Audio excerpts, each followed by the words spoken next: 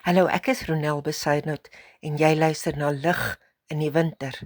Vandag is die 4de dagstuk.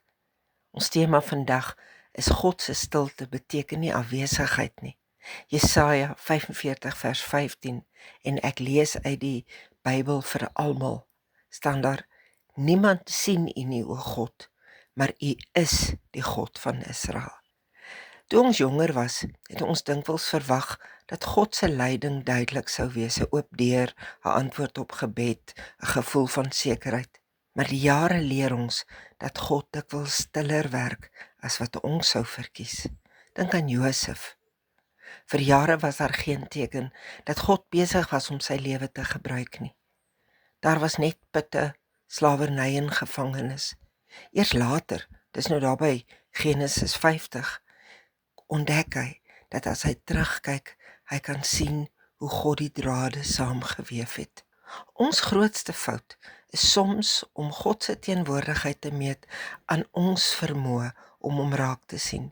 Die waarheid is dat God nie minder teenwoordig is wanneer God verborge werk nie. Laat ons onthou, God werk ongeag wat ons sien. Soms besef ons eers baie later dat God reeds daar was in die gesprekke, die toevallighede, die teleurstellings en selfs die verliese wat ons destyds nie verstaan het nie. As jy tyd sou kry vir die Bybelstudie, sal dit goed wees, want dit sal jou help om hierdie vraag te verstaan.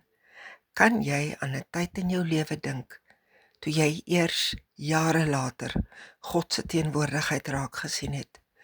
Hoe verander dit jou verstaan van God vandag? Ek wil graag saam met jou bid.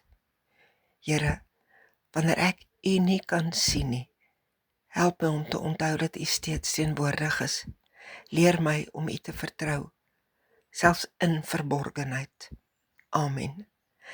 Dankie dat ek vir jou kan vra dat as dit in jou vermoë is, jy hierdie dagstukke met 'n donasie sal ondersteun. Die bankbesonderhede is in die teksgedeelte. Mooi dag en veilig bly.